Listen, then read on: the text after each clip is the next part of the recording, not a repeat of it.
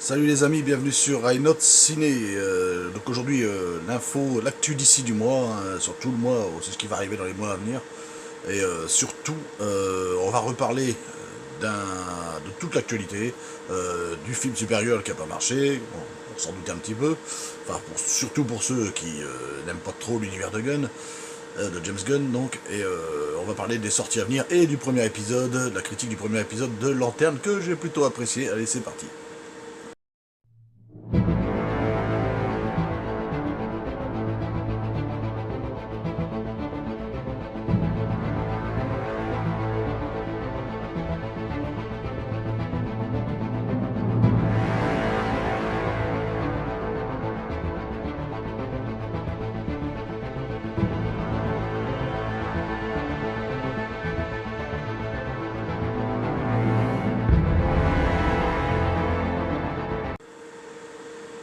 Voilà les amis, donc on revient sur toute l'actualité d'ici, donc on va revenir déjà sur Supergirl, le flop de l'année de Supergirl, hein.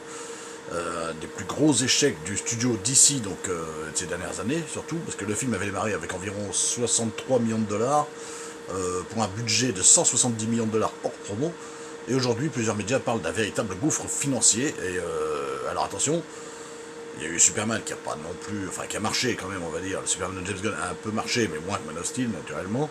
C'est un petit succès, on va dire, hein. Superman de James Gunn et l'échec de Supergirl. Bon, échec.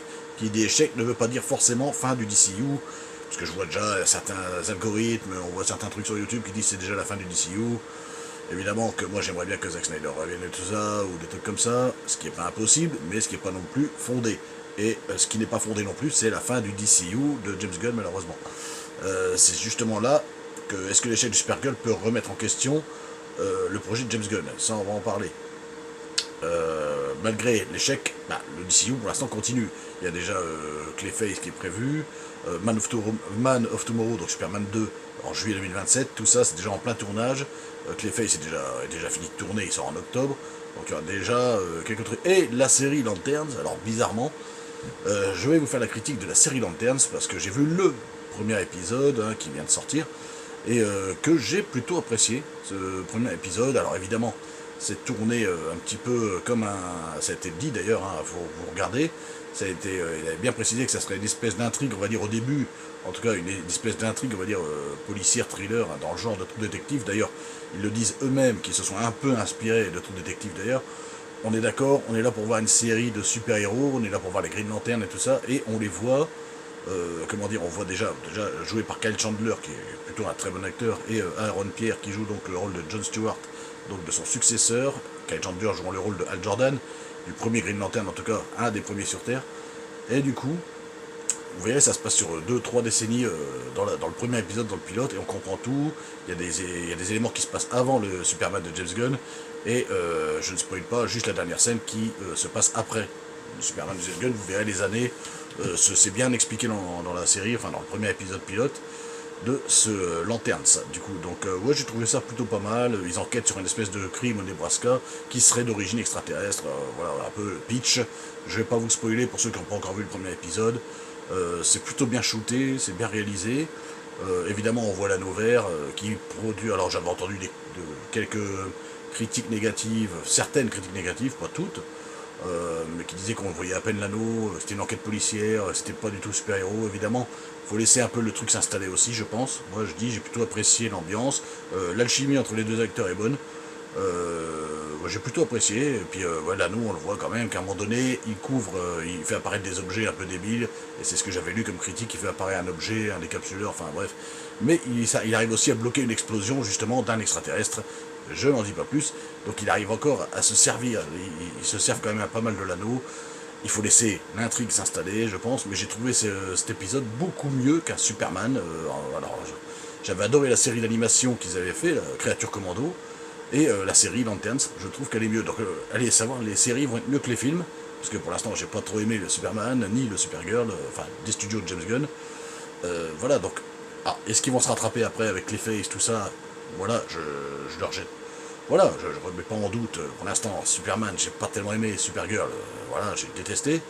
Donc, Mais j'ai apprécié cette série, enfin j'ai apprécié la série Créature Commando, je crois qu'il y aura une deuxième saison d'ailleurs, et pour l'instant j'apprécie le premier épisode de Lanterns, on verra la suite, mais pour l'instant j'apprécie. Donc prévu 8 épisodes, 1 par semaine, donc nous verrons bien, en tout cas pour l'instant j'ai plutôt apprécié ce premier épisode, ce qui est plutôt pas mal pour une production de James Gunn, production exécutive d'ailleurs. Donc voilà, donc cette série qui est sortie, puis viendra bien sûr, donc du coup je vous disais Clayface, donc en octobre 2026, prochain grand film, donc qui sera classifié un peu comme un film d'horreur, on va dire, hein. Et bien sûr nous aurons Superman 2, donc Man of Tomorrow, en juillet 2027. Certains projets sont cependant beaucoup moins avancés que d'autres, et il y en a plusieurs qui restent sans date officielle. Donc voilà, donc Lanterns, on en a parlé, ça fonctionne plutôt pas mal pour l'instant, le premier épisode. Donc Clayface, oui, ça devrait s'apparenter, comme je disais, Clayface, ça devrait plus s'apparenter à un body horror, avec une ambiance un peu plus sombre. C'est réalisé par James Watkins, et Tom Rhys Harris jouera le rôle principal de Clayface, donc, du coup, de Gueule d'Argile. Hein. Donc pour ceux en français qui connaissent mieux le nom de Gueule d'Argile, un des ennemis de Batman. C'est exactement le genre de projet qui pourrait peut-être remettre le DCU un peu sur des bons rails, qui pourrait proposer d'autres genres différents à chaque fois. Donc on verra bien ce que ça donne. Évidemment, Superman, Man of Tomorrow, l'année prochaine, qui sortira. La formation essentielle à mettre, c'est que le grand prochain Man of Tomorrow sera avec un ennemi différent qui sera Brainiac. Évidemment, Nicolas Hoult réapparaîtra également en rôle de Lex Luthor, et il devrait normalement dans le film, Superman et Lex Luthor, se collaborer ensemble pour essayer de vaincre une menace bien plus grande, donc Brainiac, sorti le 9 juillet 2027. Et ce pourrait être un film déterminant pour l'avenir du DCU, si ça ne fonctionne pas ou si ça fonctionne. Alors, 2 univers Batman aussi à voir, attention.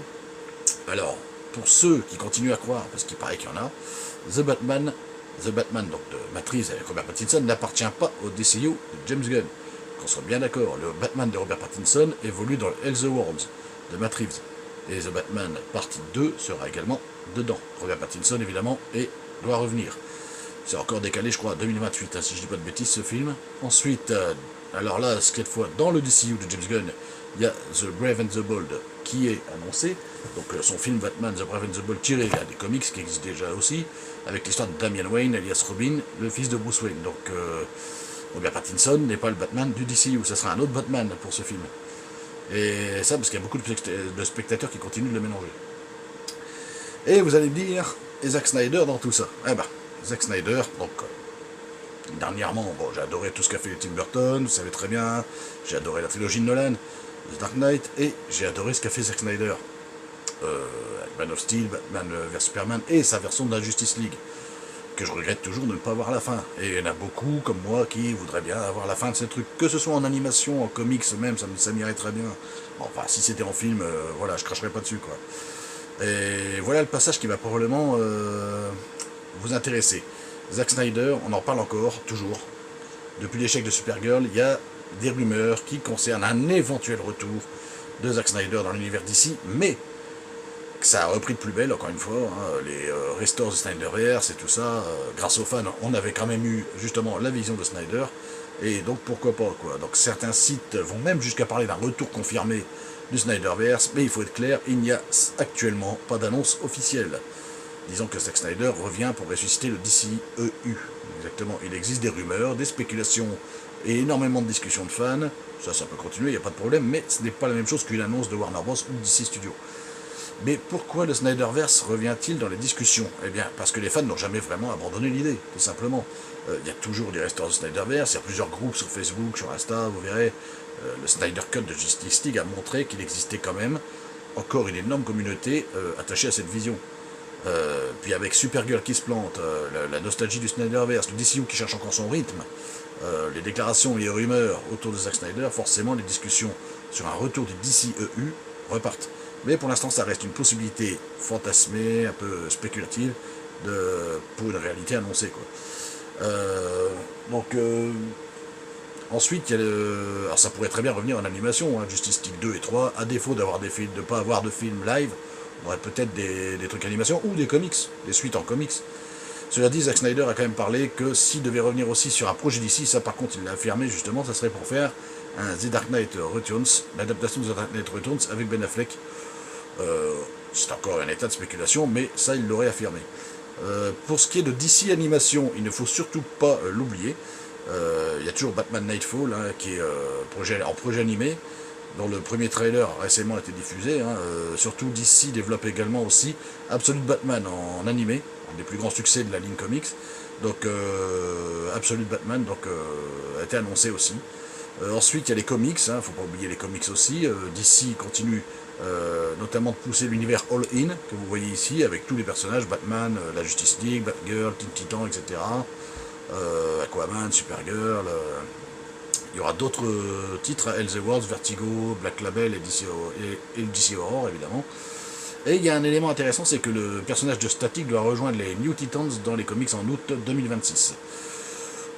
C'est une actualité sympa, enfin ça on en avait déjà parlé le mois d'avant, hein, qui aurait Absolute Batman, qui aurait Batman Nightfall en projet animé. Une actualité sympa à mettre dans les projets d'ici, hein, tout ce qui concerne Batman, Superman, Wonder Woman et les autres évidemment. Alors le DCU de James Gunn est-il réellement en danger après l'échec Supergirl, ou est-ce simplement un accident de parcours? Et surtout, est-ce qu'un jour nous pourrions réellement revoir Zack Snyder aux commandes d'un projet d'ici? Eh ben, nous verrons ça bientôt les amis. Pour l'instant le retour du Snyderverse n'est qu'une rumeur. Malheureusement, vous savez très bien que j'adore, il y en a plein qui adorent, mais une chose est certaine, tant que les fans continueront à réclamer Zack Snyder, le débat ne disparaîtra pas, et c'est tant mieux. Voilà les amis, en conclusion, vous me direz ce que vous avez pensé de cette vidéo. Alors moi, j'insiste sur le fait que les films, pour l'instant, de l'univers de James Gunn, moi, ne m'ont vraiment pas emballé, Superman ou Supergirl. La série Créature Commando, j'avais plutôt aimé. Peacemaker, j'ai pas aimé du tout la deuxième saison, même si ça fait partie de l'ancien DCU, la première saison, la deuxième fait partie du nouveau, enfin c'est un bordel. Mais j'ai plutôt apprécié cette série, pour l'instant le premier épisode de ce Lanterns, donc à suivre, on verra ce que ça donne. Voilà, donc je ne crache pas dans la soupe, je crache pas tout ce que James Gunn fait, les productions. En tout cas pour les films, je déteste, mais nous verrons au niveau des séries. Peut-être que ça relèvera le niveau des films si je regarde les séries entre deux, peut-être. Et de toute façon, on n'aura pas le choix. Et puis j'espère un retour de Zack Snyder, comme beaucoup de gens. Et franchement, même si c'est en livre ou n'importe quoi, mais j'espère qu'on aura les suites de Justice League, parce qu'il faudra laisser ça comme ça. Après le succès qu'il y a eu, je trouve ça complètement débile qu'on n'ait pas eu au moins les deux dernières suites de Justice League de Zack Snyder. Et pourquoi pas même une fin d'univers encore avec un Flashpoint, un The Dark Knight Rises, enfin un The Dark Knight Returns, pardon. Un dernier film Wonder Woman, un Man of Steel 2, voilà, un dernier film Wonder Woman, voilà, vraiment une fin de chaque personnage pour vraiment en finir. Puis finir sur un The Dark Knight Returns, et pourquoi pas un Batman Beyond la relève, comme ça puis il aurait fini son arc comme ça, voilà, un dernier Superman, et puis voilà, c'était fini. Et voilà, on pourrait faire tellement de choses, mais avec les studios de maintenant, c'est pas évident, à part de sortir 2-3 merdes comme Superman et Supergirl, mais bon, qu'est-ce que vous voulez que je vous dise. Pour moi, James Gunn n'est vraiment pas à la hauteur de DC, pour moi, à part pour les petites séries là qu'on voit, qui sont à peu près dirigées correctement pour l'instant. Voilà, c'est tout ce que je voulais dire. C'est un petit peu un gâchis à côté de Marvel qui continue de cartonner, quoi. Voilà, c'est tout ce que je voulais dire les amis. J'espère qu'on aura un vrai retour de DCU de Zack Snyder un jour, et pourquoi pas en animation ou en comics, de toute façon pour maintenant, mais j'espère un jour en live, évidemment, comme plein de gens. Voilà, oui c'est vrai, ça m'enrage de ne pas avoir de suite, parce que ils font des suites à n'importe quoi, et ils font pas de suite à des trucs qu'il faudrait. Voilà, à des projets qui pourraient être très bien aboutis, voilà. Voilà les amis, abonnez-vous à la chaîne, si c'est pas fait, je vous tiens au jus pour la prochaine vidéo. Dans la semaine, voilà, et abonnez-vous, le petit like, le petit pouce, la petite cloche, likez, partagez avec tout le monde surtout, et je risquerai de faire un live cette semaine, mais pas le soir, vu du coup je serai très occupé le soir avec le nouveau travail que j'ai. Je vais essayer de faire un petit live, peut-être cet après-midi, tiens, si j'ai le temps je vais peut-être faire un live improvisé là, juste après, donc si vous voyez la vidéo, vous pourrez faire je vais peut-être faire un petit live tranquille, ou pas, ou alors je le ferai peut-être